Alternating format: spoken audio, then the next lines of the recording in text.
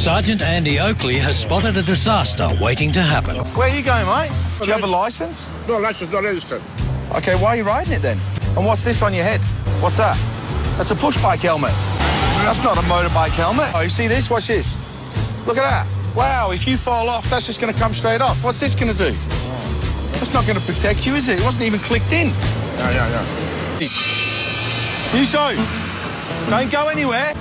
Put the bike on the stand. You can't move it at the moment. I'm talking to you. Please, give me the potato. Give him a potato. Give me the potato. Hello. I've got Huso here and we're having a bit of a language breakdown. Ja sam Huso sida iz Hercegovine, iz Bosne. Daj mi key. Okay, no, look, don't worry about the key. We're locking it up. We're going to take you home. You're going to show me this paperwork from Vic Roads, yeah?